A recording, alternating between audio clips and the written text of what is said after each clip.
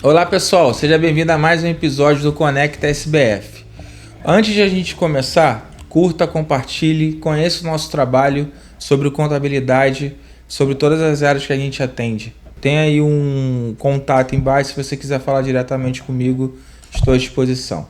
Hoje a gente vai fazer um podcast referente a treinamento pessoal, a gente vai falar sobre gestão, sobre treinamento de pessoas, a importância da gestão do tempo, sobre diversos temas que os empresários precisam e que precisam ter a visão de como isso é importante primeiro na sua saúde mental, sua saúde dentro da empresa e dentro do que ele tem como propósito. Paulo, muito obrigado por ter vindo, seja bem-vindo. Primeiro eu queria te agradecer, né? A gente começou a falar agora há pouco tempo, né, sobre até um trabalho específico. Eu vi lá do Instagram, é um trabalho maravilhoso ali que acho que todo mundo precisa.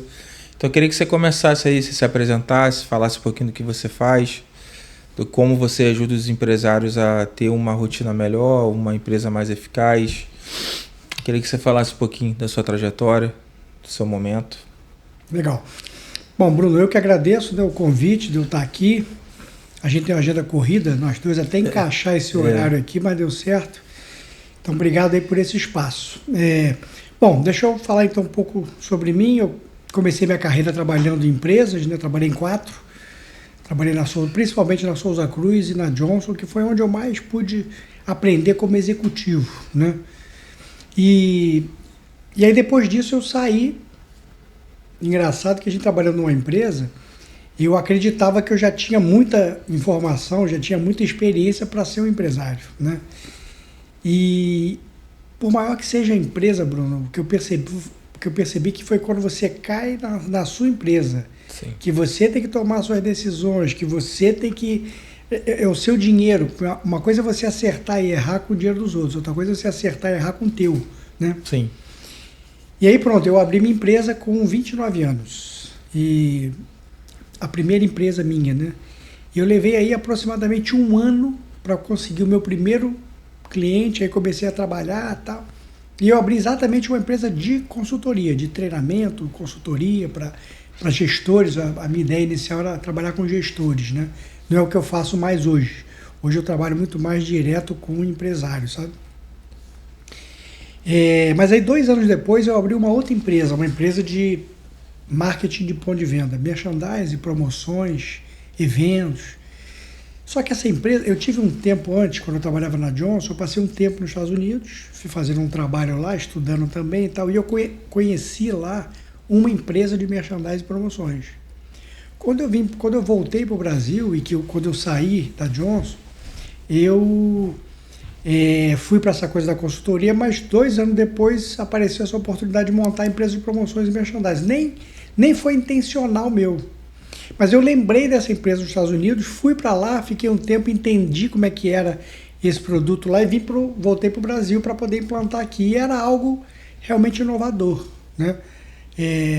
Na época, as multinacionais, e eu trabalhava para multinacional, na época as multinacionais, elas contratavam, assim, entre aspas, uma agência de promoções, mas quem fazia todo o trabalho, todo o evento, era a empresa.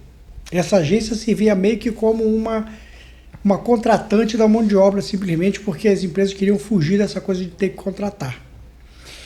O que eu trouxe na época foi, na verdade, a gente fazer de A a Z todo o projeto. Então a gente olhar para a empresa, para o produto, ver, cara, que tipo de ações que a gente pode fazer dentro do ponto de venda, fora do ponto de venda, planejar tudo, oferecer esse produto e colocar isso no ar. E acompanhar e prestar conta. A empresa só via os resultados, né?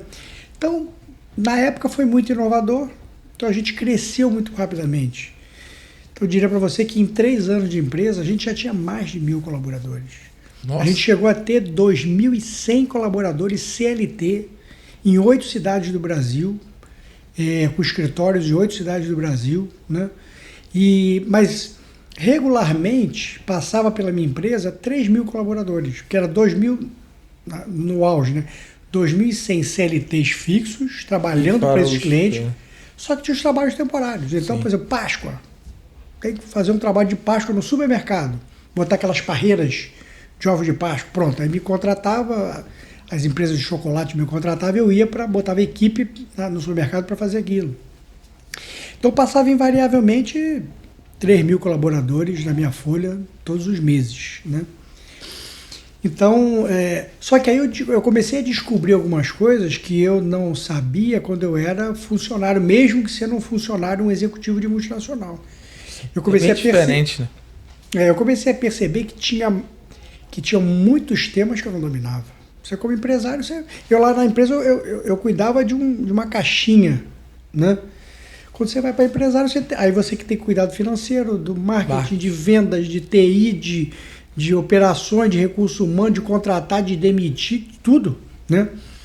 De motivar, de treinar, né? contabilidade. Apanhei tanto com contabilidade, difícil uma contabilidade realmente séria, uma pessoa que se aprofunda no teu negócio. Apanhei tanto com tributo, perdi tanto dinheiro com tributo e perdia sem saber, aquela coisa do jeito certo, jeito errado, jeito certo. Eu fazia errado achando que estava fazendo certo. Aí mais na frente você vai descobrir, aí meu conselho para os empresários, depois que você descobrir, nem faz conta para trás. Porque a frustração vai ser até maior. Então, irmão, envelopa para frente e vai, porque fazer conta para trás só aumenta a frustração. Então, cara, aí eu comecei a descobrir isso, que, cara, eu preciso ter um pouco de informação, de conhecimento de tudo. É muito diferente de quando eu ficava numa caixinha dentro de uma porque no início você não tem dinheiro para contratar todo mundo. Porque, por exemplo, a gente faz a migração e no início é pouco recurso e você vai se dividindo no pouco recurso. Quando você é uma empresa grande, tu tem um profissional muito bom de TI, você tem um profissional muito bom de RH, você tem muito bom de algumas coisas e aquilo, quando você é empresário, tu tem que, no início, até para você montar a sua cultura, montar a sua empresa, você tem que saber mesmo, senão... e aí você fica na venda, e você fica ali no RH para recrutar alguém, aí no início você tem a sensação que também aí depois você vai entrar no seu trabalho um pouco dividir um pouco das tarefas, você também quer gastar energia com coisa que às vezes você pode terceirizar, porque você quer achar que aquilo tem que ser daquele jeito, é bem difícil. O que você falou é um ponto muito que me toca muito, cara, assim, porque eu tinha muita frustração dos meus erros. Assim, eu sempre, pelo meu formação de planejamento, eu sempre sabia sair muito rápido do erro. Já contratei de pessoas e demiti em 15, 20 dias. O meu problema não era nem o pra frente, não. O meu problema era o pra trás. Eu falei assim, cara, gastei 5, 10 mil à toa, joguei no lixo. Cara, mas hoje a minha visão é o seguinte, cara, eu vou perder R$1.000 aqui, mas eu vou deixar de perder 10 mil se eu romper um contrato que sei que não está me fazendo sentido. Então, isso é uma grande dificuldade. No início ali de você colocar, aquilo gera muita frustração. E aí eu queria entender com você isso. Então, a partir daí que aí você criou essa tua empresa, né? Ela foi crescendo. E aí qual foi a tua virada de chave dessa empresa para você... entender que os empresários precisavam de treinamento, às vezes a gente é muito sozinho, né? E onde foi essa tua virada de chave? Cara, infelizmente a minha virada de chave foi na dor, sentindo dor, né? Você imagina uma empresa com 3 anos de vida, 4 anos de vida, com mais de 1.000 colaboradores, né? Então... E rápido, né? Muito rápido.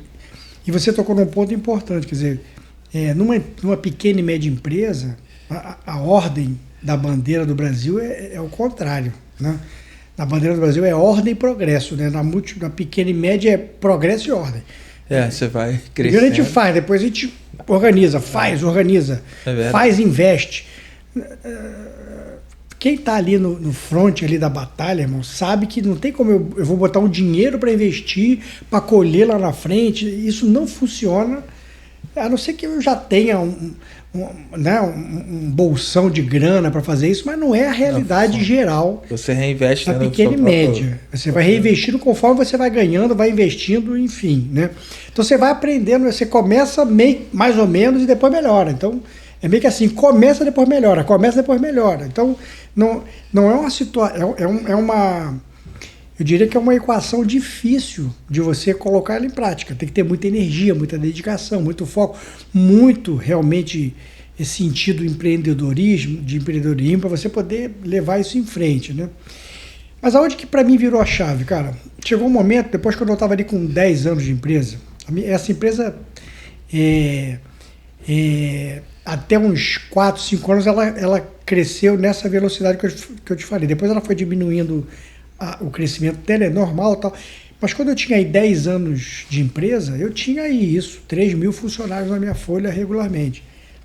E aí, cara, me aconteceu a minha virada de chave foi uma vez que eu estava chegando. No início, o meu escritório era no centro da cidade. Aí eu passei para um escritório aqui no Rio de Janeiro, na Taquara, em Jacarepaguá. Uma casa muito grande, a gente ampliou ainda mais, tal. E eu me lembro que eu sempre chegava em frente ao portão da garagem, eu podia parar meu carro ali e tal. E aí, num certo dia, eu cheguei, parei meu carro e quando eu parei, que eu desliguei o carro para poder sair, para entrar, me veio um desejo muito grande de não fazer isso, de não subir para o escritório. E olha que eu, né, até hoje, né, eu gosto muito de trabalhar, tá, mas eu fiquei naquela coisa de, cara, não quero subir, não quero entrar, e eu não entendia o que é, né? Eu falei, não, o que é isso, né? Saí do carro, fechei a porta, subi, entrei para minha sala, fechei a porta e eu não quis mais, não quis atender ninguém naquele dia, não queria falar com ninguém e tal. Resumindo, ali eu descobri que eu fiquei doente, né? Eu dali fui para o médico, daquele mesmo dia, eu estava muito ansioso, eu estava emocionalmente não estava legal. Fui para o médico, no médico que já me acompanhava e tal, e não tinha esse nome na época, mas ali eu fui, o médico disse que eu estava com síndrome do pânico. Não tinha esse nome ainda, eu acho, né? Ele disse que eu estava estressado, que eu precisava descansar, alguma coisa assim, né? Mas eu, de fato, tive síndrome do pânico e eu não conseguia mais ir para o escritório. Então, para resumir para você, né? Eu fiquei 2 anos fora sem poder entrar no meu escritório. Nossa. Então, eu aluguei um escritório perto do Barra Shopping, do lado do Barra Shopping, eu aluguei um escritório ali para mim, que era uma sala, uma salinha para mim, uma sala de reunião, um banheirinho, uma cozinhazinha pequena, uma copinha e tal, e eu ficava ali. E dali eu tinha 5 diretores abaixo de mim, eu recebia esses caras uma vez por semana, o financeiro recebia 3 vezes por semana, mas os outros eu recebia uma vez por semana, em que eu fazia, inclusive naquela época, o que até hoje eu faço para acompanhar a minha equipe de gestores, né? Eu via como é que foi a semana anterior, o que aconteceu, que resultados teve, pensava como é que vai ser agora essa semana, né? E a pergunta 3, o que vocês precisam de mim para apoiar que vocês consigam dar esse resultado dessa semana? Então, 3 perguntas nessa reunião para cada um. O incrível eu olhei e falei assim, bom, como é que eu vou fazer para conseguir tocar um negócio com 3.000 funcionários, 8 escritórios no Brasil, à distância, sem poder ir lá? Então, eu me vi forçado, cara, a começar a ter que criar processos que funcionassem. Isso bem antes da pandemia, né? Bem antes da pandemia. Era um home office bem antes da pandemia. Estou falando aqui, cara, de 2011. Tem muito tempo isso já. E não tinha nem tanta tecnologia. Não tinha tecnologia. Tinha já celular e tal, mas não tinha. Tinha o Skype, né? E pronto, né? Então, eu me concentrei nisso. Como é que eu faço para criar processos? Aí eu fui criar indicadores de processo, indicadores de acompanhamento. Tá? Me dediquei muito a desenvolver a minha equipe de liderança direta, que eram os 5 diretores, para eles fazerem isso com a equipe deles, né? A gente tinha pelo menos talvez uns 60, 70 supervisores de campo espalhados, a gente tinha que acompanhar isso tudo, enfim, né? Então a virada para mim de chave foi, como é que eu faço para essa empresa poder andar sem eu estar ali? E isso aconteceu durante 2 anos, né? Então tudo que eu criei, tudo que eu fiz, e aí tudo que eu passo hoje, vou poder explicar para você o que é isso, né? Mas tudo que eu ensino, tudo que eu compartilho hoje com os empresários, vem dessa experiência, de tudo que eu fiz. Quer dizer, nada foi uma coisa que eu li no livro, entendeu, Bruno? Foi uma coisa que eu fiz que deu certo para mim, né? E que dá certo até hoje nos negócios que eu toco. Mas foi, voltando à tua pergunta, foi na dor. Eu fui forçado a criar um sistema, né? Para poder sobreviver. Ou então eu fechava a empresa. Eu tinha duas opções. Ou eu fechava, né? Ou eu criava um processo que a empresa pudesse funcionar sem eu estar lá. E esse processo de... A gente fala muito de home office e presencial, a diferença. Eu entendo que a grande diferença é justamente o que você falou. Você no home office tem que ter uma cultura diferente, você tem que ter processos bem mais validados. Funciona? Funciona. Não é que não funcione, mas você tem que mudar a sua mentalidade. Gerar indicador, gerar relatórios. Aí o desafio às vezes é você colocar a sua cultura nesse processo, mas você consegue funcionar. Mas já como você falou, é uma reestruturação inteira. E quando veio esse processo da pandemia, e isso afeta quem? Os gestores, que tinha muito aquele negócio, pô, faz isso aqui para mim, coloca ali que está no presencial. Aí os gestores tiveram que mudar a sua forma de pensar e montar outro tipo de processo para poder sobreviver também. Então, assim, como você consegue, né, na tua mentoria, né, desenvolver, ou então aflorar, ou então resgatar, né, porque tem gente que se perde no meio por frustração, por muita de coisa, resgatar essa mentalidade de sucesso, né? A gente vê muito empresas boas que um cara que chegou a faturar 1 milhão por ano, em qualquer negócio, por mais que ele quebre, passe por qualquer situação, ele não é ruim. Por exemplo, uma vez eu escutei assim, o cara que gerou uma dívida de 2 milhões é porque ele teve a capacidade de gerar essa dívida. Então ele tem a capacidade mental de até sair disso. Só que aí a gente entra em vários cenários de doença, a gente entra em várias coisas que o empresário está muito mais propício a isso, por todo o risco, por toda a questão toda. E isso gera uma estabilidade momentânea, é o que você falou. A gente vive num risco muito grande, que aí muda governo, cada taxa Selic, quando você está empregado, você não está nem aí se a taxa Selic aumentou, diminuiu muitas vezes, se a inflação está um pouquinho maior ou menor, isso te afeta. Então, assim, enfim, como você consegue desenvolver ou resgatar, no caso, de pessoas que passaram por isso, para enfrentar essa instabilidade financeira, emocional, de negócio. Tem negócios que se acabam por si só porque às vezes não existe mais locadora, né? Então, e tem negócio que se acaba por erros, tem negócio que se acaba por outras coisas. Como é que você entende a mentalidade, como você consegue ajudar e desenvolver essa mentalidade para que a pessoa tenha uma mentalidade diferente, de sucesso, tenha uma mentalidade que consiga romper com isso e voltar a prosperar, voltar a organizar a empresa e ter aquela alegria? Essa pergunta sua é muito boa, cara, porque é claro que tem um monte de técnica, um monte de ferramental que os empresários têm que dominar, e cada vez mais isso vai ficando mais competitivo, todo mundo vai aprendendo, mas essa é uma parte que talvez seja mais fácil, sabia? Ainda mais agora com IA, você bota uma pergunta lá, ela te traz a resposta e tal. Sim. Agora, esse lado emocional, a IA não vai resolver, né? Esse aí é um lado mesmo pessoal que você tem que desenvolver, né? E eu me dedico muito a isso, a essa parte também, né? Por quê? Porque eu passei por isso, eu caí, vamos dizer assim, né, entre aspas, eu caí no primeiro momento por uma questão emocional, né? Por quê? Porque uma coisa é você... Deixa eu fazer uma metáfora aqui com você aprender a dirigir, né? Uma coisa é você começa a aprender a dirigir, o cara fala assim, agora você tem que olhar para o retrovisor daqui, agora você tem que olhar para o de fora, agora para o outro. Agora você tem que passar a marcha, agora não passa mais marcha, né? Agora você tem que pisar no pedal, agora você tem que... Enfim, agora você tem que botar a seta. Entendeu cada um, entendi cada um, agora faz tudo junto. Aí dificulta. Fazer uma por vez é mais fácil, né? Agora, tocar uma empresa é fazer tudo ao mesmo tempo. E aí tem uma discussão no mercado, Bruno, que eu queria trazer aqui, né? Tem um monte de pessoas aí dizendo que o empresário tem que sair do operacional, tem que ir para o estratégico. Eu até entendo, né? Mas, na boa, quem defende isso 100% talvez nunca tenha sentado numa cadeira como empresário, entendeu? Porque assim, ninguém vai sair do operacional dessa maneira como se fala, né?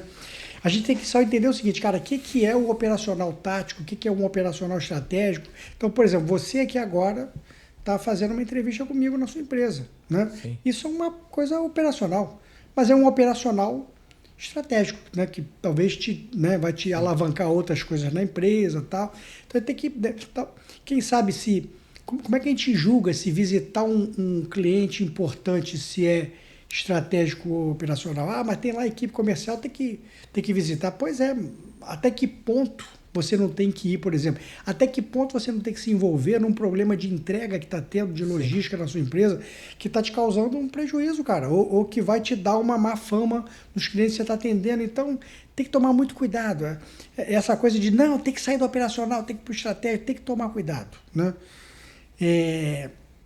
Então, a gente vai estar envolvido com um monte de coisa. O que a gente tem que fazer é sair o máximo possível de coisas pequenas que realmente não precisam de você ou que alguém possa fazer por você que não precisa ser você.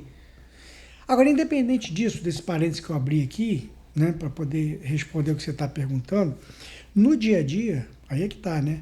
No dia a dia, você está tão envolvido com tudo que está acontecendo na empresa e os empresários geralmente são muito apaixonados pelo seu negócio, pelo seu assunto, pelo seu produto, pelo seu serviço. Então, eles estão ali de coração envolvidos, né? Então, você está tão envolvido, às vezes, em tudo que está acontecendo, em dirigir o carro inteiro, você está tão ocupado com isso, né, que você, às vezes, não se permite duas coisas. Primeiro, olhar para que realidade realmente está acontecendo, olhar para o teu momento ali e realmente ter discernimento para tomar uma decisão. Isso não é simples, não é simples. Não é.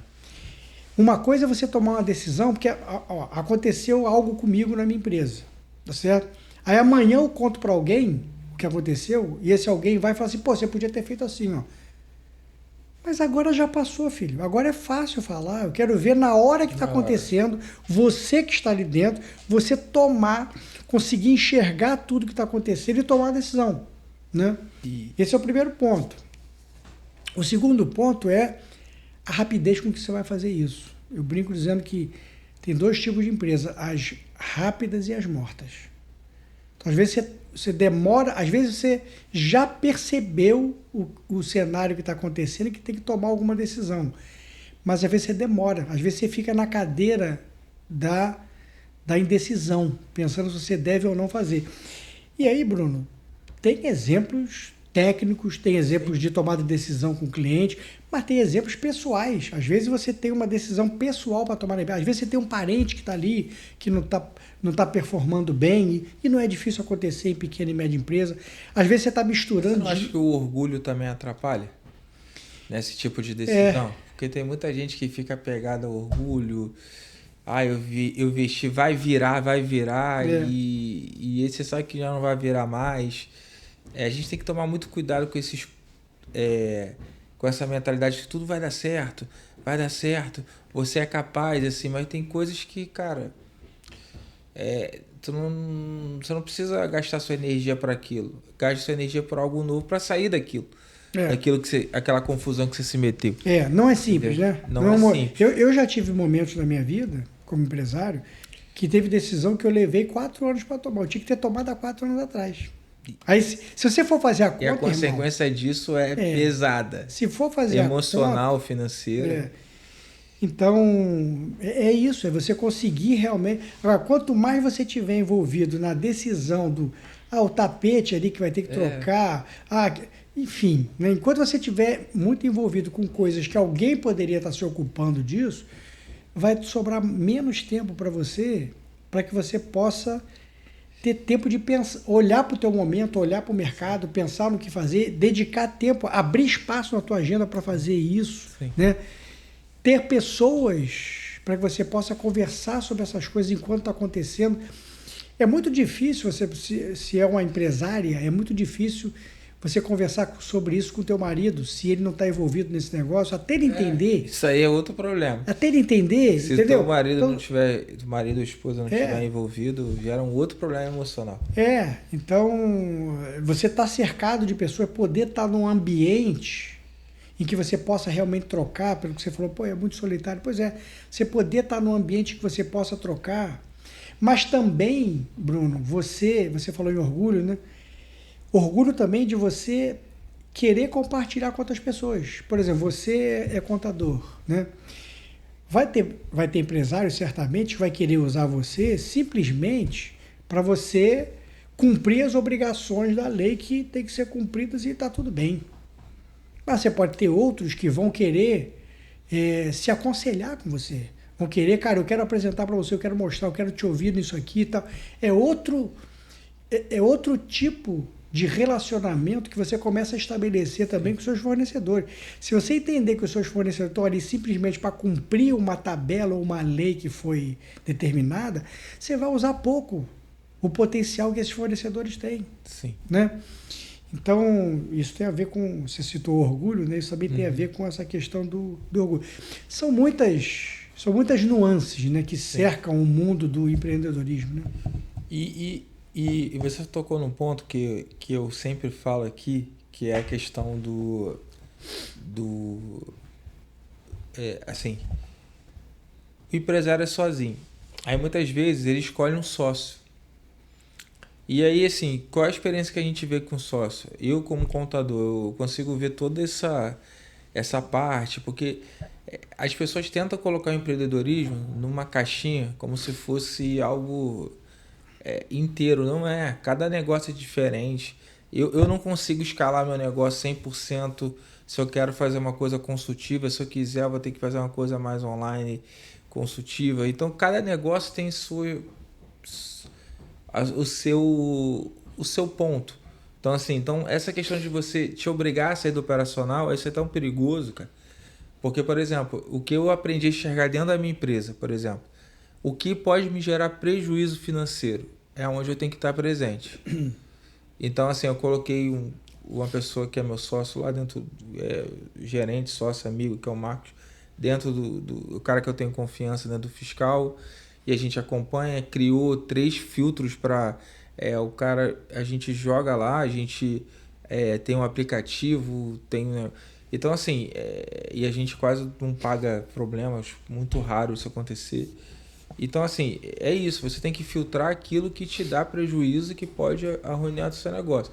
O restante é administrável. Então hoje, por exemplo, você vai escolher um serviço para fazer, às vezes você fala, por exemplo, às vezes eu falo no online, a contabilidade online é ruim, não funciona. Às vezes funciona para ter determinado tipo de coisa. Mas você vai passar seu domingo lá, no seu sábado, jogando as coisas lá, fazendo a contabilidade para pagar R$200, às vezes a tua hora vale muito mais do que isso. Então, é ter essa consciência, e quando você faz uma mentoria, quando você desenvolve essas técnicas, você consegue enxergar o tempo que você está gastando desnecessário. É o que eu vejo, você vai falar sobre isso, mas até para entrar nesse ensejo, né? Assim, o quanto importante é a pessoa ir para uma sequência, cara, tem que montar a mentalidade, e a mentalidade muitas vezes porque é tudo um caminho. Pô, eu tô querendo criar uma mentalidade, e essa mentalidade que eu tô querendo criar, ela tem... eu não vou sair 100% do operacional, mas tem coisas que eu preciso me desligar. Entendeu? E quais são essas coisas? Aí cada negócio tem as suas coisas. Tem gente que tem que ficar ligado no que compra, como compra. Tem dono que eu vejo assim que o cara larga teoricamente a venda, que para ele a venda é ok, mas ele vai na onde compra. Ele vai lá no fornecedor, vê o que ele pode comprar menor e tal, que ele entende que se ele comprar bem, ele consegue depois lá na frente gerar um relatório, entender e tocar. Aí por isso que às vezes o sócio é importante. Porque o cara vai tomar conta da compra e um da venda. Aí você fechou o ciclo. Aí você não toma mais decisão sozinho. Mas também dá muito problema de relacionamento sócio. Então, assim, só pra gente avançar um pouco. Quais são as técnicas que o empresário que está vendo aqui hoje pode treinar nele para poder já ter essa visão um pouco diferente? O que você aconselha? Tipo, para ele entender como o seu cérebro funciona, para ele entender o que ele precisa fazer para mudar essas pequenas coisas. Porque todo mundo acha que a mudança é na grande coisa. Mas eu não enxergo que é na grande coisa. É no dia a dia. É você cortar aqueles R$100 que você já não Pô, para que eu tenho 3 bancos, eu pago R$ 200 de tarifa cada um. Pô, vamos cortar um. Entendeu? Então, as pessoas pensam sempre no macro, vou fazer mentoria, o caramba. E eu acho que, pelo menos os cases de sucesso que eu vejo é nas micro. Começa pelas micro, cresce. Então, qual o conselho que você dá ali pro empresário para ele ativar essa mentalidade no cérebro e ter esse segmento de mudar um pouco a visão dele internamente? Muito bom. Bom, é uma pergunta que, como diz, está com tempo, né? Mas deixa eu tentar encurtar. Você falou de bastante coisa, deixa eu ir uma por uma, né? A primeira é a seguinte, essa questão da mentalidade, né? Primeiro, deixa eu voltar um pouquinho aqui para dizer o seguinte. O empresário, em geral, ele, por exemplo, ele não delega, ou ele não quer abrir mão de alguma coisa que ele faça. Nada disso, na maioria das vezes, é uma intenção negativa dele.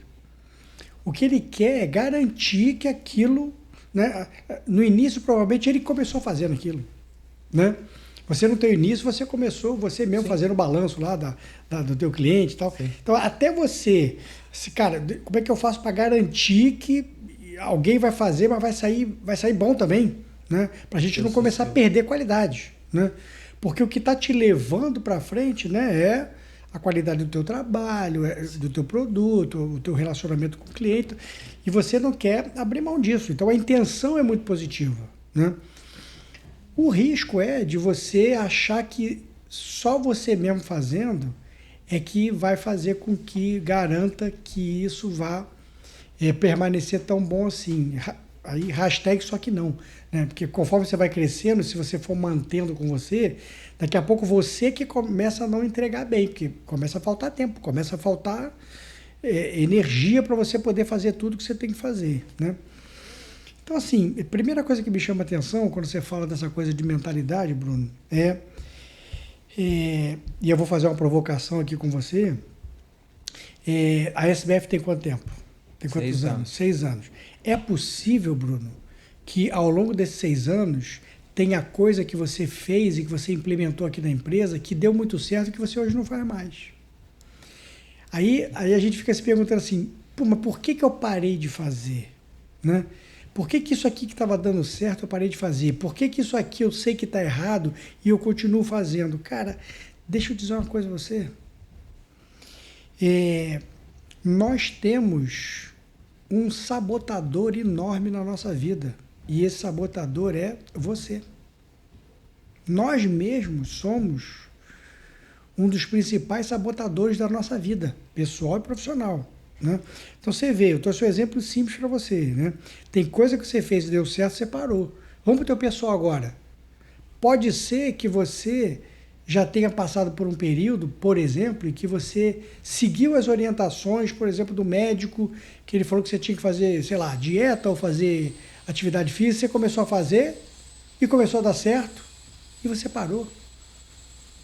Então você mesmo sabota, e isso acontece dentro da empresa.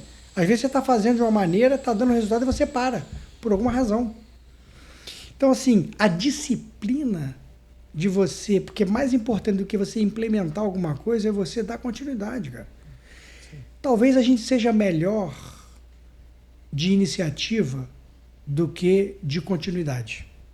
Então, às vezes, no intuito de querer fazer muita coisa na empresa, a gente sai implementando, abrindo um monte de porta. Mas depois a gente vai deixando aberta, a gente não consegue fechar essas portas. Então a gente sai implantando um monte de coisa ao mesmo tempo, mas dessas 5, 6 que a gente está implantando, uma fica de pé talvez, né? E as outras não é que elas não fossem boas. Sim. Mas não teve a atenção devida, não teve o acompanhamento que precisava. Então, eu acho que muitas vezes a gente como empresário é melhor de iniciativa, de impulso, né, do que de continuidade, de querer fazer com que aquilo... Até porque o próprio perfil do empresário é aquele perfil da criatividade, da inovação, do implemento, né, da coisa nova e tal. E aí depois que aquilo começa, já não é mais tão novo assim, ele perde um pouco o interesse. Às vezes tem um pouco disso, do perfil do empresário. Mas, cara, a continuidade, a disciplina, isso é fundamental. Eu acho que a disciplina, cara, é mais importante do que a motivação. Porque a motivação daqui a pouco você pode perder, mas a disciplina vai fazer com que isso que está sendo implantado dê continuidade. Então, quantas empresas você deve ter assistido na tua experiência, cara, que resolveram implantar um RP, um sistema de gestão qualquer, e no meio do caminho o cara se perdeu, não implantou, parou. Por quê? Porque não basta só motivação. Qualquer trabalho desse requer muita disciplina. Um simples movimento que você deve ter vivenciado de tirar a empresa do simples para o real requer uma disciplina, um movimento, uma forma de pensar absolutamente diferente. Tem gente que existe no meio. Ele prefere pagar um outro custo do que ter que implementar isso, né? Então, eu acho que disciplina, né? Desenvolver essa capacidade de disciplina tal, é um fator relevante para essa questão da mentalidade. Sobre a disciplina, Paulo, só uma dúvida minha, assim, porque a disciplina também não pode ser confundida com teimosia, quando você vê que está errado. E também tem a questão da... assim,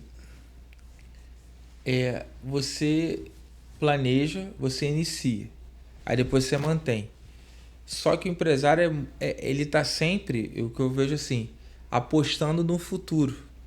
E você tem um início. E o meio, que é a disciplina, que é muito difícil, eu estou falando até por mim, às vezes você está com recurso limitado e você vê que não esticou, não performou do jeito que você entende. Porque quando o cara tá... Quando não é rico e milionário, que o cara aporta 1 milhão, é tudo curto prazo. Não existe, preciso de longo prazo. Cara, no máximo médio. Mas assim, aí tu fala assim, cara, e aí essa disciplina, ela também é movida a questões emocionais. E muitas vezes você precisa curar, cara, vai dar certo. Aí você chega em casa, assim, a tua esposa às vezes não sabe, tipo, fala assim, não vai dar errado, é melhor você desistir. Tu fala, cara, é melhor desistir mesmo. Aí tu fala, não, mas eu tenho fé que aquilo vai acontecer. E aí você fica na tua cabeça, cara, isso é teimosia, ou isso é perseverança, ou isso é, cara, entendeu? Aí você começa a se perder o quê? No seu princípio e naquilo que foi fomentado lá na frente. Por exemplo, quando eu montei o podcast, eu falei, cara, loucura. Aí eu comprei os equipamentos assim no cartão e tal. E foi uma questão espiritual que Deus me pediu para fazer. Aí no primeiro, segundo mês eu falei, cara, eu vou desistir. Aí eu chegava em casa e me olhava, desiste, isso aqui lá o que eu falei, não, pô, mas é maneiro e tal. E depois as coisas, porque assim, é uma coisa de médio e longo prazo. Mas você manter disciplina é muito complicado no meio que requer emocional. Eu tô viajando. É difícil, porque para mim é muito difícil manter disciplina no meio de, cara, cenário econômico horrível que a gente está vivendo, cenário financeiro muito, muito arriscado, o Brasil hoje está, emocional, é difícil você manter a disciplina e você falar, eu vou bancar que isso vai dar certo. É difícil. Tem alguns lados aí, né? Tem um lado aqui que é aquela pessoa que ela não vê, para ela tudo assim, não, vai dar certo, vai, não, com certeza vai dar bom, tal. Mas então assim, essa pessoa, ela não consegue enxergar o problema. Isso tem um outro lado, cara, que a gente chama de pessimista, né? Que só enxerga o problema. Essa pessoa, ela não consegue ver a solução, né? Até vou abrir um parênteses aqui, quer dizer, muito provavelmente, né, todo empresário tem lá no quadro dele, as pessoas são pessimistas, né? E o pessimista, cara, ele é encantador. Por que o pessimista é encantador? Porque ele vai numa reunião, no meio da reunião, se apresenta alguma coisa, ele vai e fala assim, olha, eu já vivi essa experiência e não vai dar certo. Não vai dar certo. Eu já vi isso em tal empresa, tal, não vai dar certo. Né? E aí o que acontece, Bruno, quando ele fala isso? Passa um tempo com aquele projeto, aquela ideia sendo colocada em prática e tal, e ela não deu certo, né? Ou não deu certo na sua totalidade, né? Deu certo em parte. E aí, na próxima reunião, quando ele vai, o que ele fala? Eu avisei. Eu não falei? Né? E aí, por que ele passa a ser encantador na empresa? Porque as pessoas olham e falam assim, caramba, o cara falou mesmo que ia dar errado. Então a gente tem que ouvir esse cara. Mas deixa eu dizer uma coisa para você, Bruno. Qualquer projeto que você comece, qualquer coisa nova, qualquer implantação, enfim, a chance maior é de dar errado, cara. Essa é a maior chance. Não precisa você crê no pessimista, não, porque a maior chance é de dar errado. Mas a questão ela não vai dar totalmente errada, provavelmente, né? A gente tem que começar e depois melhorar. Sim. E depois melhorar. É um processo. A gente não vai começar e deu certo no primeiro, né? Você começou aqui esse podcast aqui, provavelmente o primeiro não foi tão bom, o segundo também não, depois foi melhorando devagarinho, aí mudou o microfone, mudou aqui a luz e tal, mas não deu certo no primeiro. Se você olhasse para o primeiro, você ia desistir, provavelmente. Então, o desistente, que é esse outro extremo aqui, ele tem isso, dessa coisa de não vai dar certo, e na maioria das vezes não dá tão certo quanto tinha sido planejado, deu parte. Eu até brinco o seguinte, se você tiver na sua empresa um pessimista que diga para você, não vai dar certo, o que você faz? Você pergunta assim, então qual é a tua sugestão? O que você sugere fazer nesse caso aqui?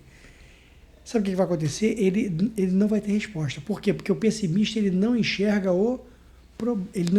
a solução, ele só enxerga o problema. Então, quando ele dizer assim... Eu não para pensar não, mas é verdade. Não, quando ele disser para você assim, não sei e tal, aí você fala assim, então vamos fazer o seguinte, enquanto você pensa... Vamos fazer isso que a gente está trazendo. Engaja aqui. Tá certo? Verdade. Então, nós temos aqui a Poliana, que só vê, ela não vê o problema. Temos aqui o pessimista, que não vê a solução. E nós temos no meio o otimista. Esse sim, ele vê o problema e a solução. Tá certo? Então, quando você fala assim, mas o que eu estou sendo? Você está sendo otimista. Né? É claro que eu estou levando em consideração que você pensou, refletiu, viu que faz sentido, que tem alguma chance, e aí é otimista, esperançoso de que aquilo vai dar certo, e você tem que perseverar para que aquilo, e não vai acontecer, isso é muito importante, não vai dar certo de prima, não vai dar certo na primeira, na segunda vez, isso vai melhorar, como tudo, até o casamento. O casamento também ele vai melhorando com o tempo, tudo vai melhorando com o tempo, conforme você vai aprimorando, vai aprendendo, vai ouvindo feedback, vai azeitando o processo e tal, aquilo vai você vai ajustando melhorando o relacionamento, com o tempo. Que nem relacionamento, ele se ajusta mesmo. Então eu opto mesmo pelo otimismo, né? Mas que você saiba que você vai ter que perseverar para aquilo dar certo, não tenha dúvida, né? Paulo, sobre gestão do tempo, qual é a dica que você dá, né, na gestão do tempo? Eu estou falando de gestão do tempo, eu sei que a pessoa precisa fazer uma mentoria, ver. Estou falando de gestão do tempo operacional, não, tá? Estou falando mais pessoal mesmo, da pessoa chegar, sei lá, se diz muita coisa por aí, que vamos um tempo de você falar no celular e tal, mas então eu queria que você falasse qual é a dica de gestão de tempo que o cara tem para ter uma auto performance melhor, organizar a questão de agenda, dia que atende, sai presencial ou não. Que você falasse um pouquinho da necessidade e o quão importante é a gestão do tempo. Inclusive para a vida pessoal, que eu acho que isso influencia até mais a vida pessoal do que qualquer coisa. Bom, é o que você falou, tem tanta coisa que se fala e que é verdade, que são coisas práticas e tal. Cara, eu já vi de tudo, né? Eu já vi, por exemplo, empresário que toca a empresa inteira, faz tudo, tal. O cara não usa nenhuma agenda. Incrível. Tudo na cabeça dele. Eu costumo brincar, cara, a mente não é um lugar seguro.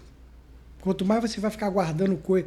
Eu brinco assim, cara, tudo que uma máquina pode guardar para você, para te lembrar, tira da tua cabeça e bota lá, porque tu tá gastando o teu software mental para gravar coisa que não precisa, que uma máquina faz para você, né? E te avisa. Por exemplo, se tu botar na agenda o compromisso e falar para ela um dia antes lembrar, ela vai te lembrar. Mas você fica tendo que se esforçar para poder lembrar o que você tem que fazer hoje, amanhã e tal. Mas quer que eu te diga, isso eu acho até menor, dos menores problemas, esse tipo de organização. Mas é importante. Eu gosto muito, cara, de começar pensando na questão estratégica que você falou, né? E aí eu mato duas coisas, né? Uma é indicadores. Os empresários ainda têm dificuldade de criar indicadores, porque se faz um negócio muito complicado. E aí o empresário fica, cara, eu não vou conseguir criar indicador e acompanhar, tá? Acaba tocando um negócio sem indicador. Então, eu faço logo duas coisas. Eu trabalho indicador, trabalho gestão do tempo voltado para a estratégia. Não que depois eu não trabalhe essas outras coisas menores, sabe, Bruno? Mas como é que eu começo, né? Durante muito tempo eu fiquei pensando e colocando em prática formas de ajudar os empresários a definir os seus indicadores de performance, né? E saber aquilo que você colocou lá atrás, um pouco, cara, onde que eu tenho que parar para ir lá olhar, para ver se está bom ou se não, até onde eu devo entrar ou não no operacional. Eu acho que a métrica é um indicador. Então, como é que, por exemplo, você vai no médico. Você vai no médico, o médico vai pedir, olha, faz o exame de sangue, faz o exame de urina, de fezes, faz o exame e tal. Por quê? Porque essas coisas são indicadores. Ele vai olhar, não que isso seja a solução de tudo, mas ele vai olhar, olha, o teu açúcar tá assim, são indicadores de que, pô, isso aqui eu não preciso olhar. Eu posso delegar, posso continuar delegando para o teu corpo, para ele continuar fazendo isso, não vou precisar entrar lá, nesse operacional aqui. O corpo está tocando. Mas se não tiver bom, ele vai, opa, peraí, deixa eu entrar aqui para ver.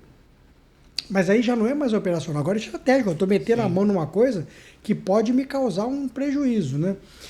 Então, depois de muito tempo, eu passei a fazer o seguinte, eu passei a fazer um exercício que eu peço assim, Bruno, pensa numa ilha que você quer tirar um ano sabático. Você vai ficar um ano lá, sem vir trabalhar na sua empresa, tá certo? Aí o cara escolhe lá uma ilha qualquer, tal, enfim. Bom, muito bem, agora você vai estar lá à distância, sem estar aqui trabalhando na sua empresa, mas você continua responsável por ela. Então eu quero que você me diga o seguinte, vamos primeiro por área, quais são as áreas que você tem ligadas a você? Aí o cara vai dizer, eu tenho ligado a mim, marketing, vendas, finanças, não sei o quê, tá, ok. Agora, de cada uma delas, por exemplo, vendas, que informações você quer receber periodicamente para você saber se essa área está indo bem ou não? Eu preciso saber o número de leads convertidos, eu preciso saber o faturamento, eu preciso saber a lucratividade, eu preciso saber, aí confunde um pouco com finanças também, eu preciso saber quantas visitas nós realizamos, eu preciso saber quantas ligações foram disparadas, a satisfação do cliente. Ele começa a botar ali tudo que ele precisa saber para de longe ele perceber se a empresa, se aquela área está indo bem ou não. Quando ele termina de fazer isso, eu falo assim, muito bem, você acabou de criar os indicadores. Sim. Senão a gente fica num negócio, indicador, o que é, como é que não é, cara, tem que ser simples, nós estamos falando de pequenas e médias empresas, tem que ser simples. Então é isso que você tem que acompanhar. A partir daqui, o que vai acontecer? A maioria, tá, Bruno? Desses indicadores aqui que o empresário listou, a grande maioria, na verdade, ele não tem o número. Ele não sabe como é que está. Ele tem uma ideia, ele está muito perto do negócio. Então ele diz, não, aquilo ali não está bom, aquilo ali está melhor. Mas ele não sabe exatamente quanto que está, qual é a oportunidade de melhoria que ele tem. Aí a gente agora tem que passar a fazer, bom, como é que agora eu acompanho, como é que eu meço isso? O que é que eu tenho que fazer? Eu tenho que criar uma planilha para alguém preencher todos os dias, ou toda semana dizendo o estado? O que é que eu tenho que criar? Eu tenho que botar um relatório no sistema. Então ele começa a criar agora um instrumento para acompanhar isso. Como se ele não tivesse ali, tivesse longe, lá na ilha, e recebesse essa informação. Para ele olhar assim, tá indo bem, estou vendo o histórico aqui, tá indo bem, ou não tá indo bem. Talvez essa seja a melhor forma para ter indicador de performance que vai fazer com que vai dizer, que vai ser o juiz de dizer para você se você deve ou não se aprofundar naquela área, naquele indicador naquela hora. Ou seja, se você deve descer ou não na operação para poder entender, se for o caso, até intervir, tá certo? E você não tem que abrir mão disso, de intervir como empresário. E, ao mesmo tempo, também te dá esse outro lado estratégico da gestão do tempo, que é o que eu vou fazer, né? E aí eu uso uma coisa que eu chamo de método Disney, porque para cada indicador desse, você tem que responder assim, qual é a relevância, o quanto que eu estou sendo realmente efetivo para acompanhar e mexer nisso, quanto que eu estou botando realmente energia, e aí eu peço mesmo, bota aqui 0 a 10, quanto que você está sendo efetivo em acompanhar isso? Segunda pergunta, o quão relevante isso é para a missão do teu negócio, da tua empresa, que se confunde com a tua missão. Sim. Né? Ele bota lá, isso aqui, ele é relevante de 0 a 10, 4, 5, 7, enfim. Quando você olha para essas informações, você começa a poder tomar decisão de aonde você vai colocar estrategicamente, aonde você vai botar teu tempo. Se você vai botar nesse indicador X ou no Y, dependendo. E você até tira coisa desnecessária que você antes não enxergava, né? Exatamente. E tem coisa que, por exemplo, tem coisa que você pode olhar e falar assim, cara, isso daqui, ele tem uma relevância alta para a missão, eu estou botando pouca energia e ele é uma coisa, vamos dizer, que não é difícil de fazer, é uma coisa simples, né? Então, isso aqui pode ser que eu possa delegar para alguém. Esse aqui não, esse aqui já é uma coisa mais complicada, tem um retorno ainda maior, pode ser, e não está tão bem assim na nota. Talvez esse aqui eu tenha que puxar mais para perto de mim. Ou para eu fazer como empresário, ou para eu acompanhar a pessoa que é responsável mais de perto. Não deixa de ser operacional também, né? Sim. Mas nesse momento passa a ser estratégico. Então, eu quando vou com esse pensamento, com essa mentalidade de indicador, de estabelecer indicador, e a maioria não tem, e está tudo bem. É o momento de cada empresário, mas ele está envolvido ali. Qualquer coisa que você pergunte, ele vai te responder. Mas quando ele começa a racionalizar as coisas que estão acontecendo na empresa, ele sai um pouco desse peso emocional, Bruno. O peso emocional é porque as coisas não estão racionais na frente dele. Está tudo aqui acontecendo ao mesmo tempo. Mas quando você vai tomar uma decisão, um exemplo simples sobre isso, você vai tomar uma decisão qualquer na tua empresa, ou na vida pessoal, né? Eu falo assim, cara, vamos lá, pega um papel. Se você tomar essa decisão X que você está pensando, qual é o pró disso para você e para a empresa? O pró vai ser isso, isso. E qual é o contra? O contra vai ser isso, isso. Aí eu escrevo. O contra vai ser. E se você continuar do jeito que você está fazendo, qual é o pró, qual é o contra? Quando termina isso, quer dizer, você pega essa emoção toda que está na tua cabeça e racionaliza isso, escreve, você começa a olhar de uma maneira mais racional, mais profissional. Você sai da emoção, né? E para empresário, sair da emoção para tomar decisões ou para acompanhar qualquer indicador é fundamental. Por quê? Porque na empresa dele tem muita coisa emocional envolvida. Tem a paixão dele, tem o dinheiro dele, tem a família dele, tem o sustento dele, tem o orgulho dele, tem a bandeira que ele levantou, tem o amor pelo negócio. Tem a frustração de você quebrar. Tem a frustração de não fazer certo. Tem o desejo de ser admirado pelos outros em função do que você toca. Tem tanta coisa emocional envolvida, sim, né, que a chance de tomar uma decisão equivocada existe, né? Então, quanto mais você racionalizar, né, melhor para isso. E por isso que a gente está caminhando um pouco para o final. Eu até ia te perguntar uma coisa, que é o seguinte: como isso se caminha, né? A gente acha que tudo é muito complexo, né? Como eu te falei, eu entendo que as coisas começam pelas coisas simples, como você falou. Às vezes tu bota no papel, e outra coisa que eu sempre faço, eu como contador, né? Qual é a tua perda na saída se der errado? Porque quando você coloca também assim, beleza, se der errado, o que eu estou perdendo? Uhum. Eu acho que é uma boa decisão de você fazer. Porque, por exemplo, eu vou investir numa coisa, tá, mas se tudo der errado, não, eu vou investir, eu estou vendo assim, por exemplo, de alugar sala e tal, enfim, co-work, tá, mas se no final der errado, eu tenho um bem. Então, entendeu? Entendeu? Então, acho que tudo você tem que saber a cláusula de saída para você poder tomar a sua decisão. E é verdade, a gente é tomado muito pela questão emocional. Porque assim, a gente vive a cada dia um cenário diferente. A gente pode acordar aqui agora e estourar uma coisa, enfim, e a consultoria que você tinha, o cara não tem mais dinheiro por causa disso. Então assim, é difícil. Você sempre tem que pensar em muitas coisas. Então, Paulo, só para amarrar, eu queria que você trouxesse, assim, primeiro, exemplo enquanto essa organização de gestão de tempo consertou algo emocional na vida da pessoa com a família dela, que proporcionou ela tirar férias, ter um momento melhor com o filho, de olhar para o filho, porque às vezes a consequência é em casa, né? O filho, enfim, emocionalmente, tudo isso. Eu queria que você desse um exemplo em relação a isso, talvez de uma consultoria que você já fez, que você viu que você foi além da empresa dele e ajudou. E também alguma reconstrução de uma empresa, você vira assim, cara, tá quebrada, tá ruim, e agora se tornou uma empresa de sucesso. E como é que a gente também tem que falar das coisas ruins, e uma que você fala assim, cara, foi uma pena, ele não conseguiu se livrar dessa parte emocional e não conseguiu levantar. Eu queria que você desse esses 3 exemplos. Assim. Tá. Bom, Pode ser da sua experiência, enfim, do que você quiser, que você viu o quanto esse método pode atingir esses 3 níveis. Tá. Vamos lá. Primeiro vamos essa questão que você falou logo no início sobre essas... Repete para mim a primeira, como é que foi?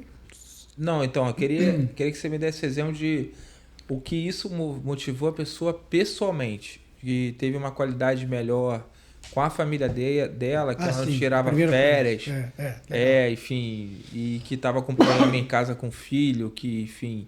Legal, peguei. Deixa eu ver se eu... Ressignificou a vida pessoal dela como marido, como esposa, como pai. Legal. Vamos nesse primeiro e assim... Olha, eu quase que aposto que a grande maioria dos empresários já passaram por problema desse tipo. Por exemplo, às vezes não pôde ir numa festa na escola, então, né? Até no CLT é assim. Falta, não consegue ir e tal. Mas é impressionante, né? Como que os empresários acabam sendo prisioneiros da empresa dele. Ele cria uma forma de trabalho que a empresa fica totalmente dependente dele. Mas eu entendo, isso não é uma crítica não, entendo que é um processo, só que você precisa entender que em algum momento você vai ter que dar um passo além desse, porque nem que não seja por essas questões emocionais, mas porque você não vai alavancar o teu negócio. Enquanto ele ficar dependendo exclusivamente de você, você que tem que tomar a decisão, você que vai ter que fazer para que aquilo aconteça, você não consegue alavancar. Por quê? Porque nesse momento você está vendendo o seu tempo. Então, é sair para um outro patamar de que a empresa anda mesmo que eu não esteja 100% do tempo ali fisicamente, eu que tenho que estar tomando todas as decisões, enfim. Mas essas coisas são práticas, consequências disso. Você não estar numa festa do seu filho, ou não poder ou não poder viajar com a família, mas tem diversos exemplos como esse. Eu posso dar exemplo meu mesmo, né? Então, como que eu tenho 3 filhos. Também tem. O primeiro filho a menina tem 23 anos, o menino tem 22. A menina está estudando aí para ser professora, estudou para fazer marketing, acabou desistindo, agora quer ser professora. E o menino está fazendo medicina, né? E eu tenho agora um menino que eu brinco que ele é que é o CEO da família, ele tem 8 anos. Ele é que manda, né? Pai, sexta-feira, hoje vamos comer tal coisa, beleza, tal. Mas enfim, a cabeça que eu tenho hoje para lidar com esses de 8 anos é absolutamente diferente da que eu tinha para esses de 23, 22, né? De vez em quando eles falam, pô, com a gente você não fazia isso. Pois é, mas eu evoluí, eu brinco assim, desculpa, mas eu evoluí, né? Porque você acaba abrindo mão de algumas coisas da família, né? Falando do lado pessoal, né? Que, cara, quer que eu te diga? Nenhum CPF, nenhum CNPJ vale um CPF. Nenhum CNPJ vale um CPF, né? E eu senti isso na prática. Pronto, eu adoeci. Até que eu tive que realmente sair da empresa.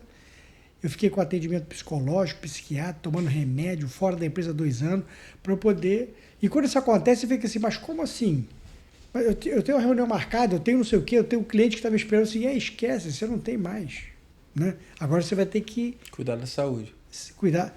É a mesma coisa da família. Só que assim, sabe o que o empresário fala para ele mesmo? Ele fala o seguinte, não, tudo isso que eu estou fazendo é para o bem da minha família. Ele não é para o bem. Porque o nosso filho, ele não quer que você trabalhe para dar dinheiro para ele ou um presente para ele. Ele quer a tua presença. Ele quer a tua presença. E presença mesmo, presença... E eu não estou falando de tempo. Porque se você tiver 10 minutos do lado do teu filho, realmente presente 10 minutos, vai ser lindo, vai ser ótimo. Né? Mas ele quer a sua presença, ele não quer dinheiro. Na cabeça dele, ele nem entendeu ainda, se ele for pequeno, ele nem entendeu ainda esse negócio de dinheiro. Não, ele quer o pai, ele quer a mãe. Né? Sim, sim. Então, são muitos exemplos de pessoas que depois se arrependem, né, do tempo que deixou de ter com a família e etc. Enfim, então, é uma perda, ou de doença, é uma perda realmente que muitas vezes é irreparável. Eu não consigo mais voltar no tempo atrás para fazer coisas com meu filho que eu deixei de fazer. Como eu também não consigo voltar atrás para recuperar parte do que eu vivi de saúde ali, né? Então, são decisões, né? São hábitos, são costumes que a gente tem que reparar e que às vezes a gente não quer pagar o tempo para que ele vire um hábito. Né?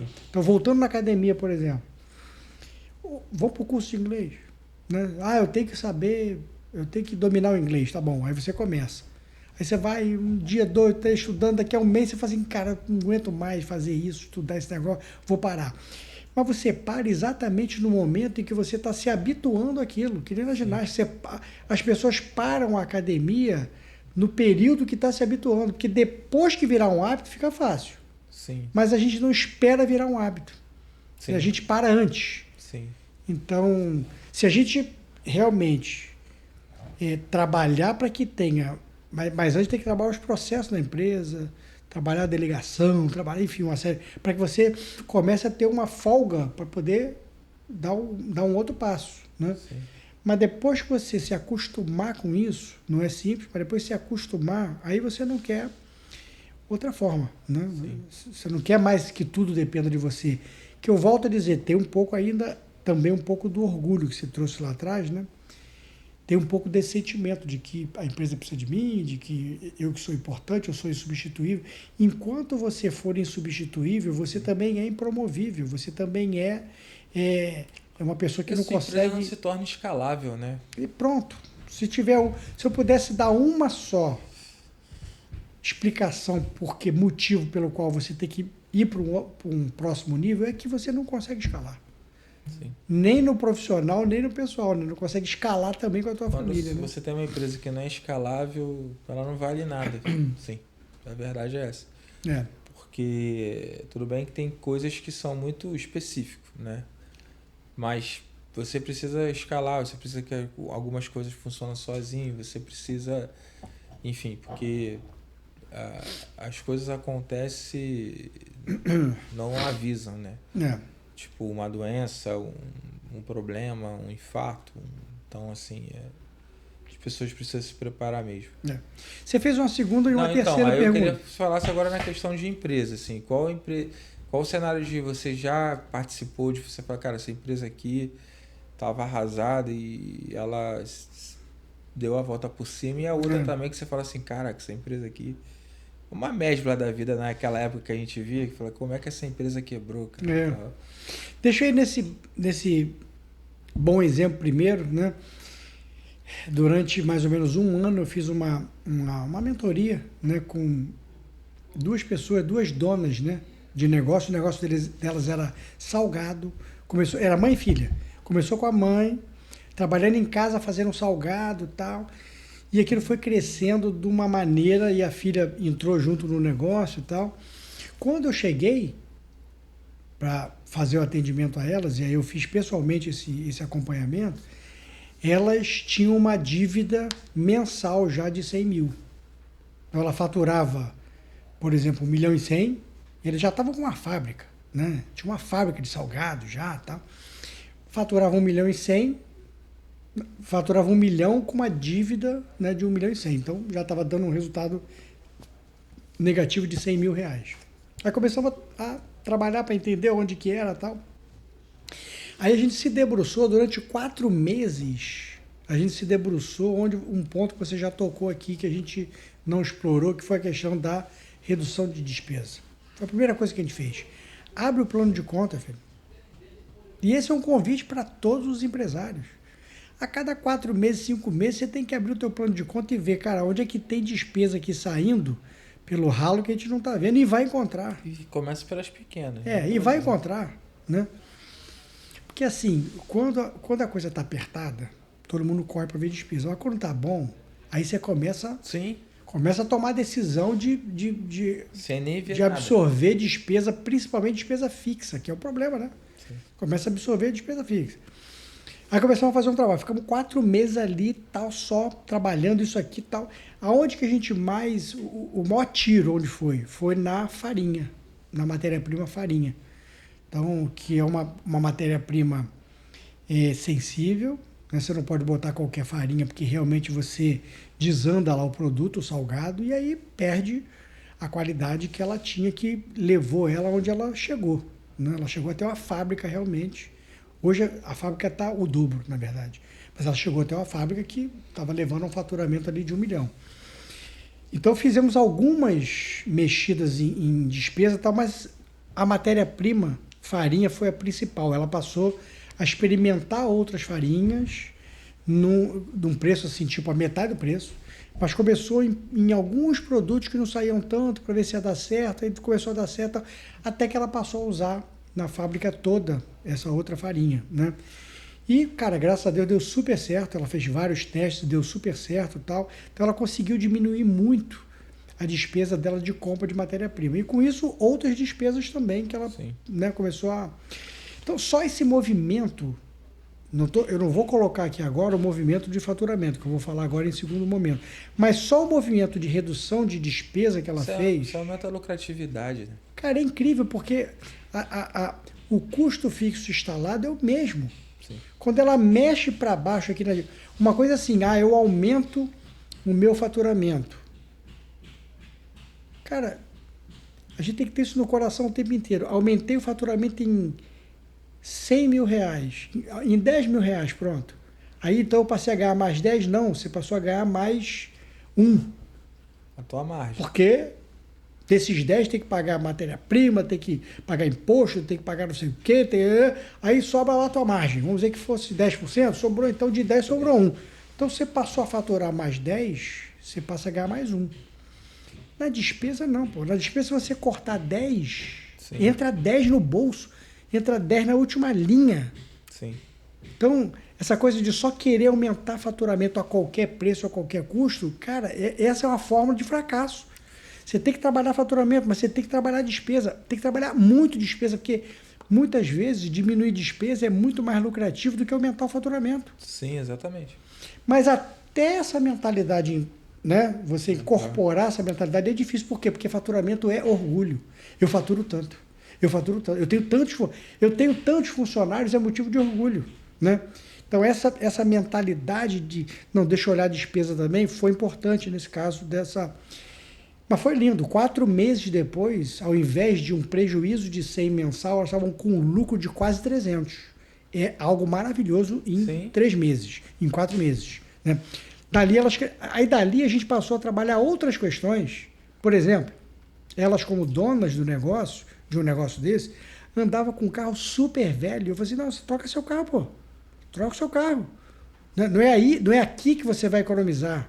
Aí moravam juntas, ela morava junto com a mãe e ela não queria, ela queria ir para o apartamento dela. Eu falei assim, então vai para o seu apartamento, aluga o seu apartamento.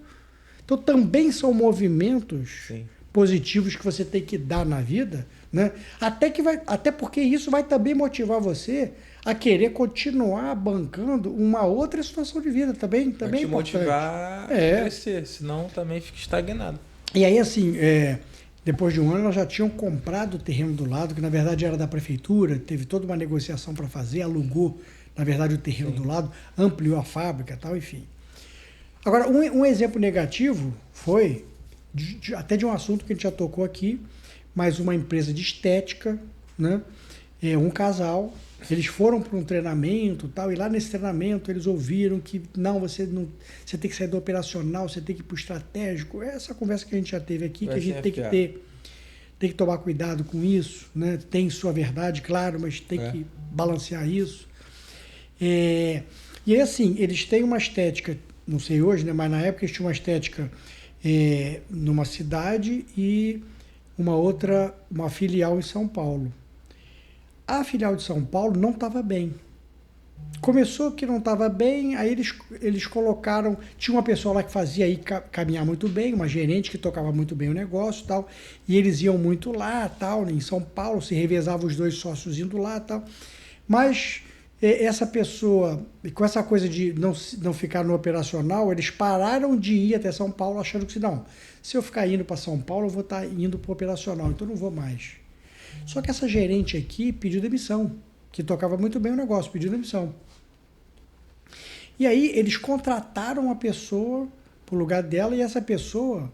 Não, aí teve uma queda sem ninguém, teve uma queda. Eles não ficaram indo para São Paulo com essa mentalidade de que não vou porque senão eu estou indo para o operacional. Nossa. O negócio caindo. E eu falei, cara, você... Né? Aí eu não entrei, não. Entrei um pouco depois nessa mentoria. Aí eles contrataram uma pessoa para cá, uma gerente. Assim que contrataram... 2 meses depois, o faturamento era 70% maior com o trabalho que essa pessoa fez. Incrível o que ela fez. E aí ela sentou com eles para falar assim, olha, agora eu entrei aqui com o salário e tal, agora eu queria rever isso, porque está vendo o resultado que deu, tal, queria pedir um aumento e tal. Eles se sentiram assim, pô, tá querendo me pressionar, tal, mandaram ela embora. E ficaram sem ninguém, aí pegaram uma secretária deles, que era da matriz, e mandaram para lá para poder ficar tomando conta de São Paulo enquanto não botava outra pessoa. E o resultado começou a cair de novo. Eu falei, gente, deixa eu dizer uma coisa para vocês. A empresa faturava 500 mil. A retirada deles, dos dois, totalizava 120. Eu falei, gente, olha só, deixa eu dizer uma coisa para vocês. Primeiro, essa pessoa... Vocês não tem que ter um sentimento de que está sendo colocado na parede. Peraí, pô. Quanto é que essa pessoa ganha? Aí eles falaram assim, R$ 2.200. Em São Paulo. A gerente. Nossa. Eu falei, cara, olha só. Primeiro, realmente ela entrou para ganhar pouco. E se ela botou 70% de faturamento a mais em 2 meses, cara, realmente vale a pena vocês reverem. Já é muito pouco salário em São Paulo, vocês estavam pagando. Ela veio meio que para mostrar o serviço. Não se sintam... colocado na parede. Cara, se ela está dando resultado, você precisa reconhecer isso de alguma maneira. E financeiramente é uma das formas de você reconhecer as pessoas. Né? Então eu acho que ela fez certo. Aí vocês mandaram ela embora. Mandaram para lá uma secretária. Só com ajuda de custo é mais do que os R$ 2.000. Mandaram para lá uma secretária que tem essa ajuda de custo e ela não é gerente, ela é uma pessoa de confiança de vocês, mas ela nunca fez o papel de gerente sozinha numa filial, tá certo? Então, pode ser que ela não dê tanto resultado ou na mesma velocidade que a outra deu, tá certo? E terceiro, que eu queria dizer para vocês, essa retirada que vocês estão tendo aí já há algum tempo, pode ser que não seja mais realidade hoje com essa queda que houve em São Paulo. E vocês estão mantendo essa retirada. E aí está sangrando a empresa. Então tem 3 coisas aqui para vocês observarem. Né? E acabou a mentoria ali. Né? Porque eles não aceitaram essa leitura minha, esse diagnóstico. E está tudo bem. Né? Não sei como está hoje. Mas no meu entender, né, era um tiro que muito provavelmente levou a um erro que eles tiveram consequência. Tem muita arrogância, né? Depois, assim, né? De um montão de coisa. Tem que tomar cuidado, né, Bruno? Cara, a palavra... Desculpa interromper você. Não, nada. A palavra tem poder. Sim. Né? Então a gente tem que prestar muita atenção com o que você ouve. É que nem você ficar doente e aí cada um fala uma coisa para você. Você tem um filho, todo mundo quer falar. Como é que você tem que tratar, se tiver problema de dor de barriga, você tem que fazer tal coisa. Todo mundo quer. Também todo mundo quer falar para o empresário o que ele tem que fazer. Tem que tomar cuidado. A quem você ouve, né? O que você ouve, se você realmente quer ouvir as verdades ou se você quer que alguém. Nenhum empresário precisa que alguém passe a mão na cabeça dele. A verdade é essa. No empresário é maior, é mais forte, mas eu acho que isso hoje em dia com a rede social, com todo mundo podendo dar opinião, as pessoas falam de coisas que não vivem, que não viveram. Opinam sobre coisas. Quer ver uma coisa que me irrita? Eu falo isso. Carro, eu gosto muito da Citroën Peugeot, eu gostava antes. Aí todo mundo, é ruim. Cara, às vezes eu já discuti com o cara e falei, tá, mas tu já teve? Não. que eu ouvi dizer. Entendeu? Então, eu acho que hoje é muito complicado algumas coisas. As pessoas se acham sempre dona da razão, porque escuta um negocinho, já é especialista daquilo e coloca. E eu vou te falar de verdade, eu acho que não existe nada no mundo, e você vive isso, que nem você empreender. Não tem de fato fórmula. Tem um comerciante da esquina que vai ser mais próspero do que o cara que é super inteligente, que estudou em tudo que é lugar, porque o cara vai lá. Quer ver? Meu pai só tem a quarta série, mas ele vai lá, compra mercadoria 10 vezes, vai lá porque ele fala: não vou botar dinheiro se não tiver. E tá lá, tá talvez melhor do que eu financeiramente algumas coisas, e é sobre isso. Não existe o certo ou errado no empreendedorismo. Você vai colocando sobre relacionamento, sobre você saber perder um pouquinho. Eu acho que o problema é que tem gente que vem de outros lugares, acha que vai botar 1 milhão ali, vai ser que nem investimento, a coisa vai rodar. Eu não vou dar desconto disso, eu não vou dar o desconto aquilo, eu vou começar de um jeito. Cara, e não funciona assim. O que dá certo, você vai começar por baixo, você vai pegar primeiro o que dá para fazer, aí o que nem você falou no início. Aí você faz o progresso e arruma, faz o progresso e arruma e reinveste. Essa é a realidade. Eu vejo essa realidade, né? A não ser que você é uma multinacional, que vem um gringo lá de fora, que bote o dinheiro, mas essa é a realidade de 80% das empresas, pequenas, médias, e que estão lá. E depois que ela vai procurar uma mentoria, depois que ela vai procurar uma gestão financeira, depois que ela vai procurar... Então eu acho que a empresa existe, não sei se você concorda comigo, 3 fases da empresa. A que está iniciando, que é uma visão que você tem que ter, que é apaixonada sobre produtos, o que você tem que fazer. É um momento de venda. Né? Ela tem que se provar primeiro. Né? Isso, mas tem gente que nasceu para criar, sair do zero, fazer obra, ter aquela visão e o caramba e coloca. Tem a empresa que já cresceu, atingiu um faturamento e precisa se organizar, que eu acho que essa é uma das grandes maioria ali. É onde precisa de uma contabilidade melhor, aonde precisa colocar. Hoje a gente tenta se enquadrar também muitas vezes ali, porque, enfim, a gente, por eu vir de empresa grande e tal, tem essa mentalidade. Então, e tem esse tipo de empresa, é uma empresa que tem a necessidade de profissionais bons. Ela não pode pagar um cara que nem uma multinacional paga de 30 mil um CEO, mas ela também não pode mais pagar R$100 de contabilidade, porque ela já atingiu uma matura, e ela precisa de um cara para investir o valor dela, precisa de um mentor, precisa disso tudo. E tem que estar em falência, tem que estar com problema financeiro, nem falência. Às vezes está com problema financeiro, que precisa de reestruturação de dívida, precisa de reestruturação de negócio, precisa olhar e saber, essa daqui está sustentando essa base aqui, você tem que tirar daqui para sustentar aqui. Então, para mim, existem esses 3 tipos de empresa. Entendeu? Então, quando você entende que qual o nível que você está, você vai procurar o remédio correto, né? Porque o que você está no início, às vezes você não precisa... eu preciso de um... Aí o cara dá início, aí fecha uma mentoria de 100 mil, que o cara nem começou o negócio ainda, cara. Tá entendendo? Aí chega aqui, monta um negócio de mármore e nem testou o negócio para saber se isso aqui dá certo. Entendeu? E se tu errar aqui, cara, tu vai ter dificuldade de colocar. E se também aqui tu passar muito do tempo, não ter indicador, não saber... Tu vai pegar um negócio bom e vai arruinar, porque você vai começar a tomar decisão em cima de coisas que não são verdadeiras, entendeu? Bom, aí eu queria, então, a gente tá indo pro final, eu queria deixar 3 perguntas para você. 4, né? Sim. Você já viu que eu não sou bom de decorar as perguntas, né? Não, nem preciso. Como você encara, a gente teve essa relação agora há pouco tempo de contabilidade, queria que você falasse um pouquinho da SBF e também, sim, como todo que você já falou no início, que já tomou pancada aí por causa de erro tributário. A gente até estava conversando no início, né? No seu negócio, vamos fazer assim, vamos colocar, porque a gente tem muito visão de querer te passar para a gente fazer junto, né? Então, como é que você entende ali como é que a SBF pode ajudar no teu crescimento da tua empresa? Bom, a gente está com relacionamento há pouco tempo, né? Sim.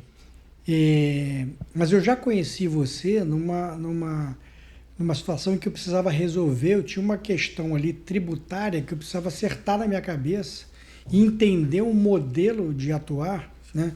Que eu estava me debatendo com isso. Então eu estava conversando com algumas pessoas, com alguns contadores sobre isso e tal. E quando eu conversei com você,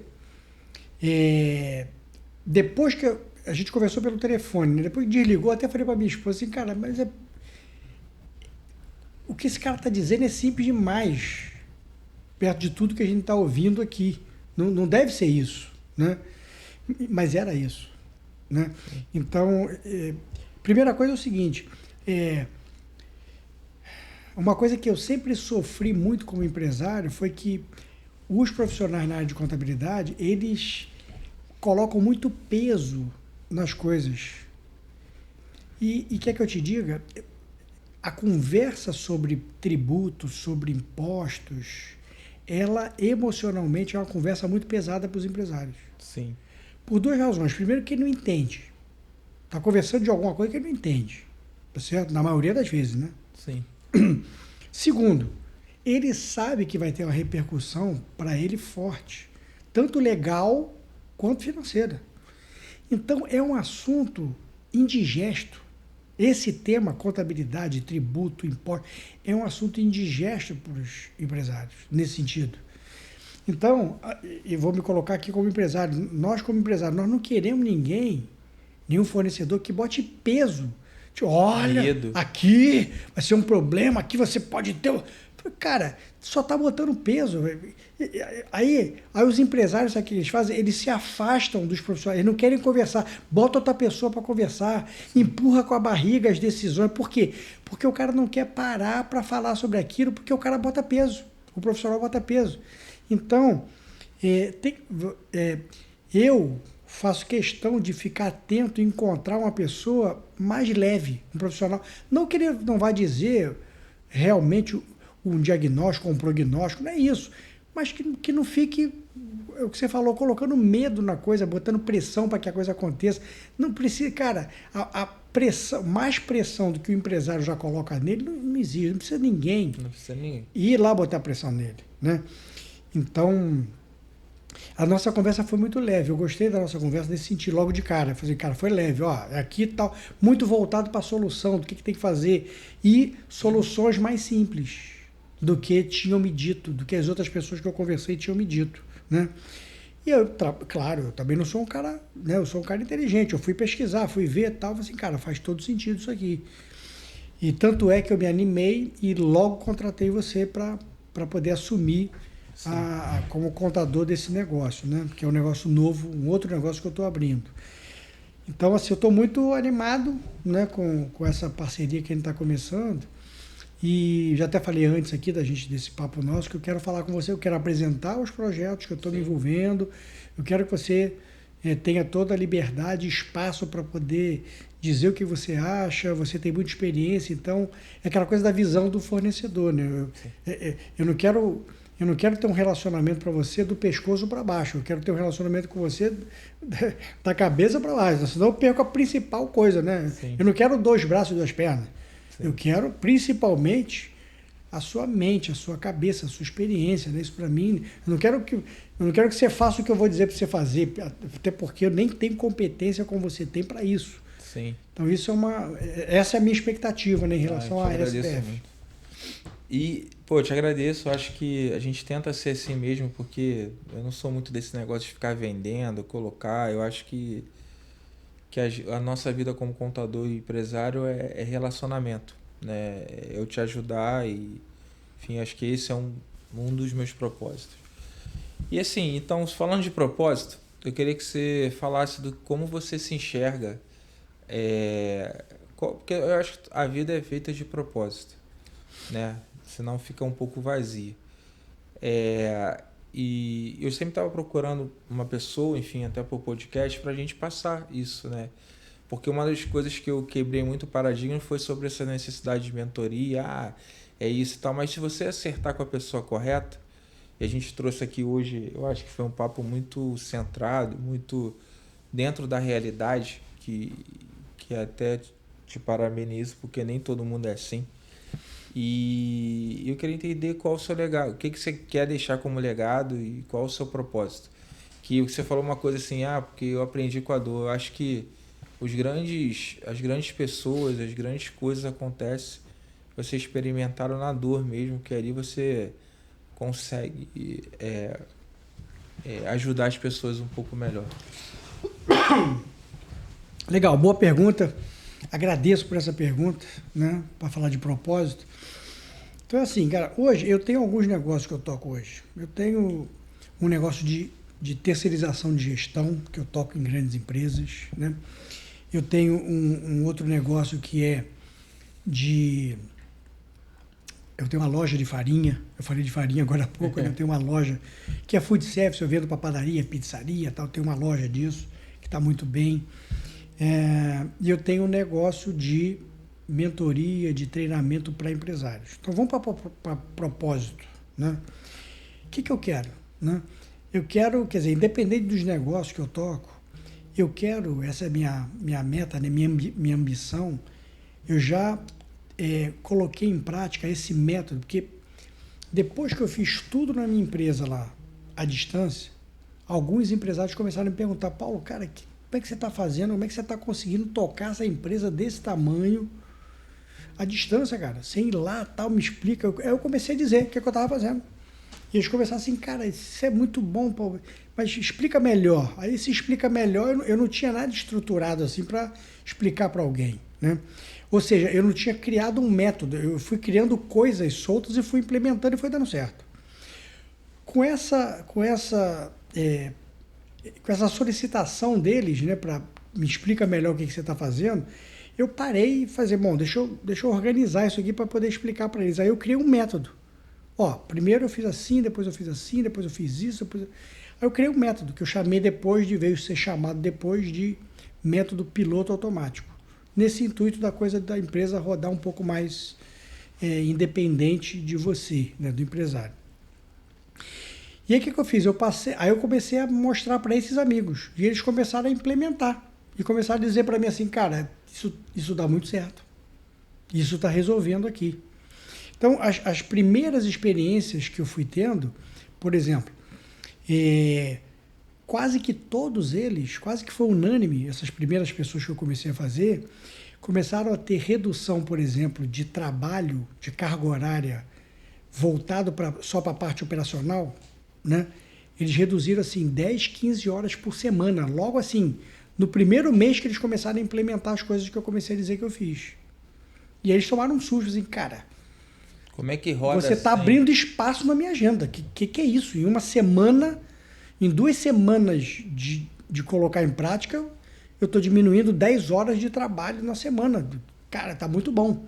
Aí eu comecei a olhar assim, caramba, realmente dá certo com mais gente. E conforme eles foram aplicando, eles foram tendo esses resultados. E eu falei assim, bom, eu vou começar agora a expandir isso. E aí eu peguei esse método e comecei a oferecer realmente como mentoria, como treinamento, sempre presencial, né? E aí eu já consegui fazer isso com quase, hoje está 598 empresários, eu já consegui apoiar, né, com esse método. Qual que é a minha ambição hoje? Eu quero chegar a 1000. Eu quero realmente preparar, com o meu acompanhamento pessoal ali, eu chegando junto, eu estando junto, implementar, ajudar a implementar esse método para que ele também possa, o meu grande objetivo é tirar o peso da empresa das costas, né? Reduzindo ali pelo menos 60% do tempo operacional dele na empresa, que ele que tem que decidir tudo e tal, e sobrando mais tempo para que ele se dedique à expansão do negócio. Esse é o grande objetivo. Eu quero fazer isso, aplicar tudo isso para 1000 empresas. Esse é o meu propósito hoje. Pode ser que quando eu chegue perto de 1000, eu aumente isso, a gente dobra a meta. Dobra a meta. Mas hoje, a minha ambição é essa. Assim, a outra pergunta é sobre os seus produtos. Se você quiser dar mais detalhes, você já falou um pouco desse piloto automático. Se você quiser detalhar um pouquinho aí, a audiência é sua, para você explicar como funciona para poder também te contratar. Até, vamos fazer o seguinte, antes disso, que aí depois você já finaliza. A pergunta que eu sempre faço aqui no finalzinho é: como você explica Deus na sua vida?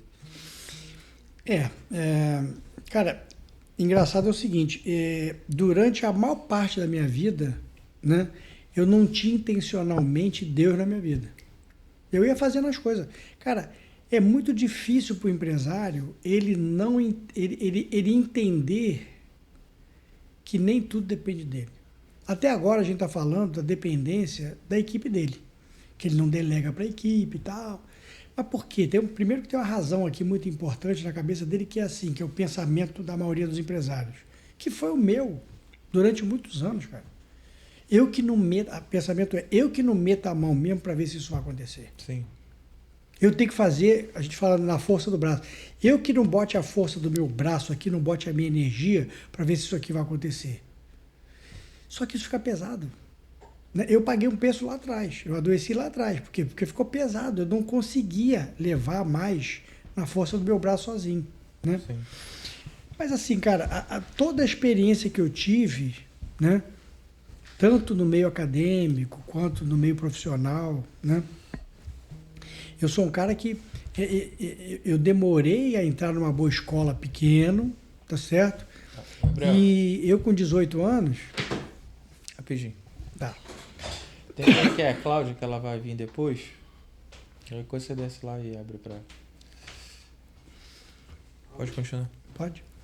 Eu com 18 anos, cara, eu achava que eu não seria capaz de fazer uma faculdade. Certo? Uhum.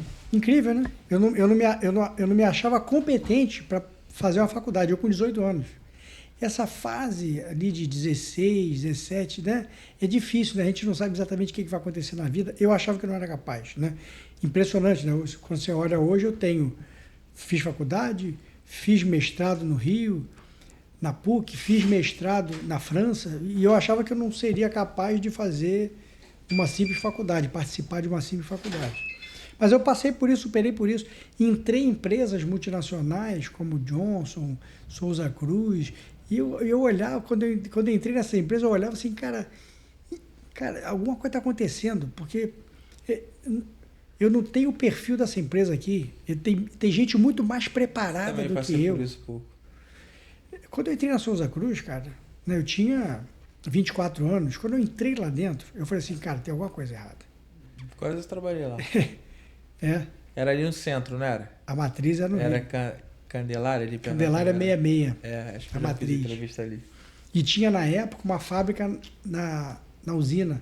Sim. Na Tijuca, aquele cheiro de fumo, né? Mas eu achava assim, cara, só gente, né, brincando aqui, olhos azuis, que fez MBA não sei aonde e tal, e eu, que tinha estudado numa faculdadezinha mais ou menos, tá certo? E eles só queriam faculdade de top, não era a minha, né? Então eu falei, cara, alguma coisa tá acontecendo aqui que eu não sei exatamente o que é. E fui caminhando. Na outra empresa me mandaram estudar nos Estados Unidos, eu fui escolhido numa dessas empresas, multinacional, né? Então no mundo inteiro escolheram 8 pessoas para ir para os Estados Unidos fazer um programa para ser preparado para ser diretor. Eu com 27 anos fui um dos 8 escolhidos nessa empresa e fui. Falei, cara, de novo, o que está acontecendo? Mas eu não entendia, né? Mais tarde eu entendi, né, que fazia parte de um plano para mim, né? E ali que eu entendi assim, cara, tem Deus por trás disso aqui. Que era o início, né? Não era o fim, né? A gente às vezes